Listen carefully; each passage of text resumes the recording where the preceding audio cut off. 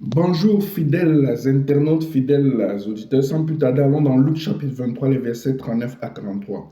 L'un des malfaiteurs crucifiés avec lui l'insultait en disant: Si tu es le Messie, sauve-toi toi-même et nous avec toi. Mais l'autre le reprenait et disait: N'as-tu aucune crainte de Dieu, pour toi qui subis la même condamnation? Pour nous, ce n'est que justice, puisque nous recevons ce qu'ont mérité nos actes. Mais celui-ci n'a rien fait de mal. Et il dit à Jésus: Seigneur, souviens-toi de moi quand tu viendras régner. Jésus lui répondit: Je te le dis en vérité, aujourd'hui tu seras avec moi dans le paradis. Ici, il s'agit de l'histoire de deux malfaiteurs qui avaient été crucifiés avec Jésus. Jésus avait été crucifié parce qu'il disait qu'il est le Fils du Dieu vivant. Et à cause des actes qu'il accomplissait, ces miracles, le Juif avait décidé qu'il faut qu'il soit livré aux Romains parce qu'à l'époque, ils étaient dominés par les Romains afin qu'ils puissent être crucifiés. Ils avaient peur que Jésus amène une rébellion. Mais maintenant, lorsqu'il est crucifié, un des malfaiteurs parmi les deux qui est avec lui commence à mal parler à Jésus en lui disant: Si tu es le Fils de Dieu, sauve-toi et sauve-nous avec toi. Quelque part, ça veut dire tous les actes que tu as commis jusqu'ici, manifeste-les, tous ces produits, tous ces miracles. Et l'autre lui dit: Ne crains-tu pas Dieu? Nous, on mérite cela parce que toute notre vie, on a été des brigands, des malfaiteurs, mais lui ne mérite pas. Et il dit même à Jésus: Seigneur, souviens-toi de moi quand tu viendras dans ton règne. Jésus lui dit: Aujourd'hui même, tu seras au paradis avec moi.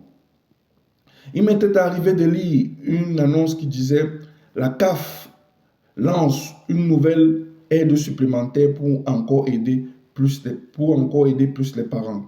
Aujourd'hui, Dieu veut nous donner cette aide éternelle. Il veut nous donner sa vie. Il a envoyé Jésus-Christ pour que nous obtenions la vie éternelle. Jésus a dit à ce malfaiteur: aujourd'hui même, tu seras avec moi dans le paradis. Il devait être dans le paradis comme un esprit. Bien que ce malfaiteur n'a pas vu Jésus dans un bon état, il n'a pas vu Jésus quand Jésus bénéficiait de tous les pouvoirs. Il a vu Jésus quand Jésus avait pris tous les péchés, quand Jésus avait été abattu, avait été fouetté et mis à la croix, dans l'état le plus déplorable. Mais ça ne l'a pas empêché de voir qui est en Jésus, le Dieu Tout-Puissant. Cela veut dire quoi? Cela veut aussi dire que quelle que soit la vie que vous menez, peut-être avez-vous commis un crime, peut-être avez-vous volé, peut-être avez-vous porté un faux témoignage. Moi-même qui vous parle, je suis un pécheur. Dieu peut vous accorder sa vie éternelle. Si vous venez vers lui comme ce malfaiteur et lui dites: Seigneur, je veux obéir à ton autorité, je te remets ma vie. Et c'est ce à quoi il nous attend. Il va vous tendre les mains de son royaume, comme il a fait avec ce malfaiteur-là. Et vous pouvez faire cette prière si vous n'avez jamais accepté, et qui n'est même plus malfaiteur, qui est devenu enfant de Dieu, il faut bien le préciser. Vous pouvez faire cette prière si vous voulez devenir enfant de Dieu. Après, si vous ne l'avez jamais reçu, Jésus-Christ, dans vos vies.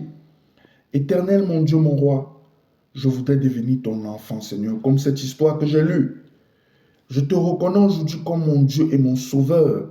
Accorde-moi ta faveur divine, sauve mon âme. Merci de me laver par ton sang précieux. Au nom puissant de Jésus-Christ, j'ai prié. Amen.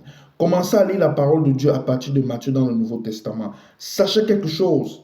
Je n'ai jamais dit qu'en venant à Jésus, votre vie sera la plus belle du monde. Non, Jésus veut vous offrir la vie éternelle. Pourtant, Satan va entraîner avec lui le maximum d'âmes en enfer. Que Dieu vous bénisse tous et toutes. Shalom.